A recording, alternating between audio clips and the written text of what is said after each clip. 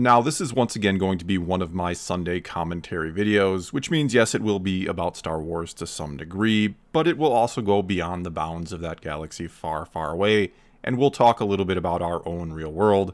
So if you're just here for the straight Star Wars content, by all means feel free to skip this video and come back for the next one. That said, I'm actually going to open this up with a clip from an interview that both George Lucas and Kathleen Kennedy did right after, like the day after actually, Lucasfilm was sold to Disney. Now, it's a rather long interview that discusses many different things, but the part I want to focus on here is when Lucas was asked why is Star Wars so popular and successful, and he jokingly said that if it were that easy to figure out, everyone would copy the formula. But then he goes on to talk about what Star Wars is about, which is where I'll pick it up and play it for you now. It's about good and evil in us, as well as our institutions. So, and the idea that some of us think we're really great people, but in the real world we're not. We're terrible people. Or you can make bad choices. Well, you make bad choices, but you run your life in a very selfish way, and you think you're doing good when you're actually not.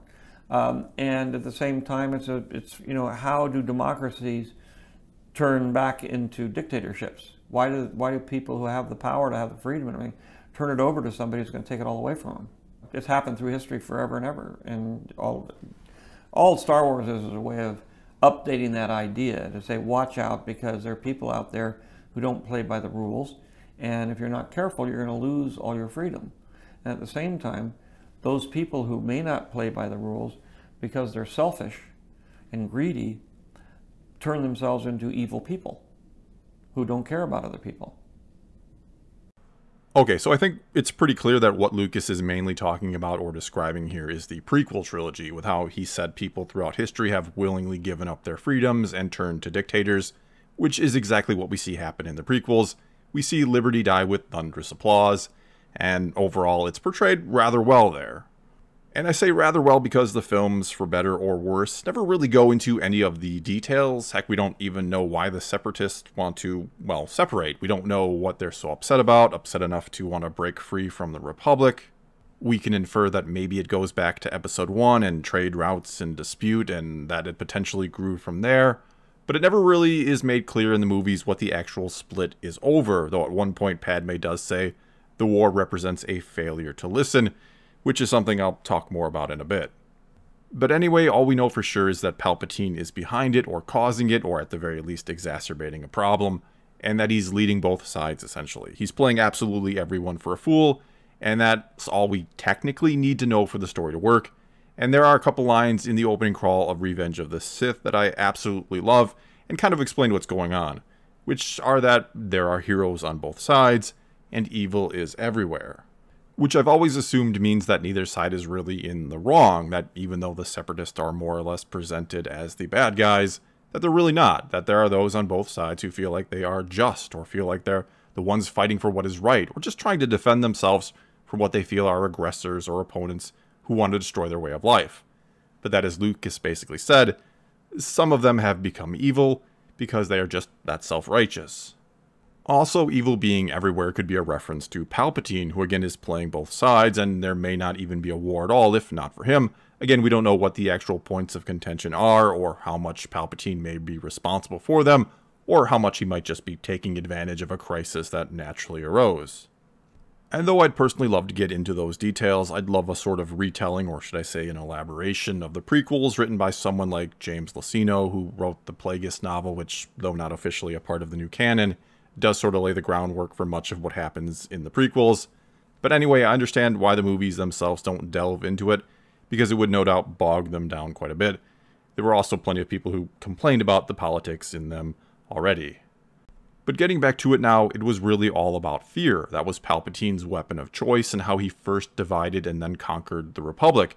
Again, we don't know the exact details, but I think we can safely assume he made the two sides afraid of each other, mistrustful, and that fear, of course, led to anger, and then led to hate, and then finally to suffering, and suffering for the whole galaxy as it was consumed by war.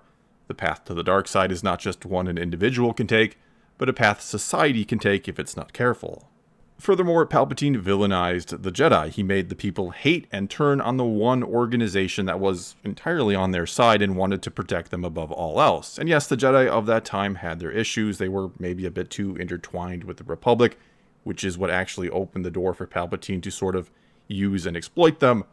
But even though the Jedi had gone astray in some respect, their intentions never had. And then when it was all said and done, after the galaxy had suffered 3 long years of a brutal war and the Jedi had been exposed for what they really are, the one who had protected them all along, who had brought them peace and security once more, makes it sound like it's all a burden he will willingly continue to take on for them in order to keep them safe, when Palpatine, of course, declares himself Emperor. And really here, it's a brilliant way to conquer a people. It's one of the reasons I enjoy the prequels so much, because it truly turns Palpatine into a mastermind instead of just some powerful guy who took over with brute force. Because when you do it that way, when you conquer instead of subdue, if you will, you end up ruling over a populace that hates and resents you, and will look for any and every reason or chance to overthrow you, even though, yeah, Palpatine does end up having to fight against a rebellion anyway. Oh, and before someone takes to the comments to ask why I'm okay with politics or some sort of message or agenda in the prequels, but I grumble about them elsewhere, well, it's mainly because the message, if you want to call it that, of the prequels is an age-old or universal one. As Lucas himself said, it happens throughout history, and I think we can all agree, or I'd like to think we can all agree, that dictators coming to power is bad, and portraying it as bad or evil is not a controversial opinion, and that a cautionary tale about how easily it can happen is a story very much worth telling. Plus, the desire for control also has a lot to do with explaining Anakin's fall to the dark side. Yes, a lot of that has to do with wanting to save Padme and Palpatine manipulating that fear, but at the root of it all was Anakin's belief that it should be within his power to control even something like death. Plus, Anakin wanted to be the greatest Jedi ever, and really thought he should be. He thought he should be all-powerful, and that one day he would be. Which again kind of goes along with what Lucas said in this interview about how some think they're good people, but that they're actually not, that they're actually evil. Because though, yes, Anakin is a good person for most of the story, and he starts out with the best of intentions, and even wanting to save Padme was a good intention. By the end though, when he's talking about bringing peace and justice to his new empire, well, in his head he truly does think he's still doing good, that he's in the right. He believes the Jedi are the evil ones and that he and Palpatine are the good guys.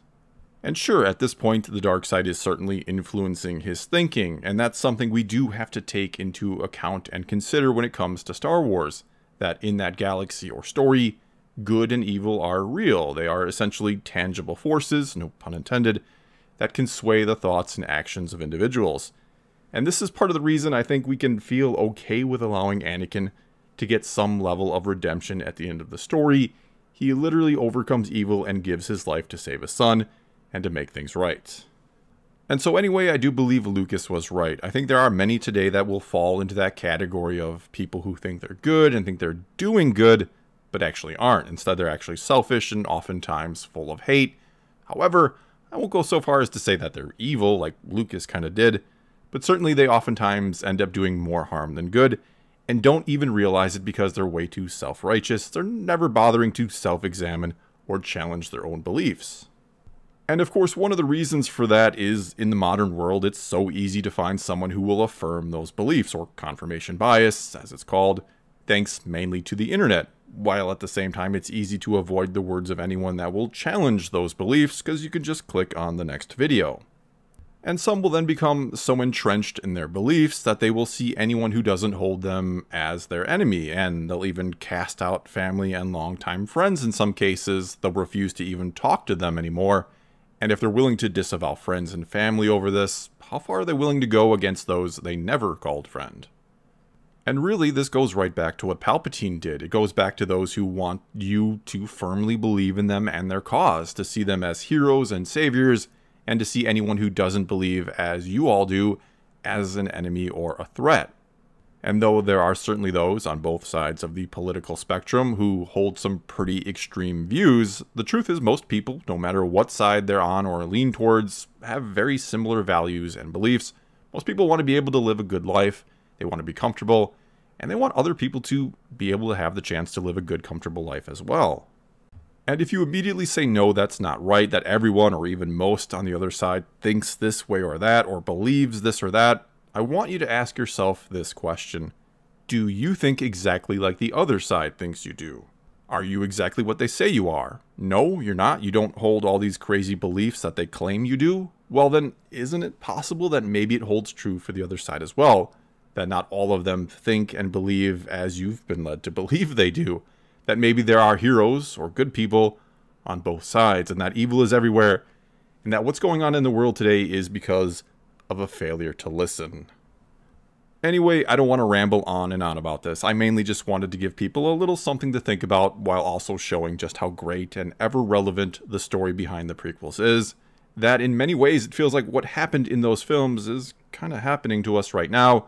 That there are those who are, intentionally or not, dividing us. Those who maybe think they're doing good, but are actually doing anything but.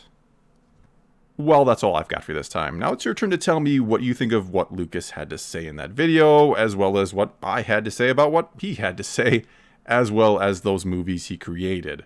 Whatever the case may be, do leave a comment below and let's talk some Star Wars. And until next time, thanks for watching.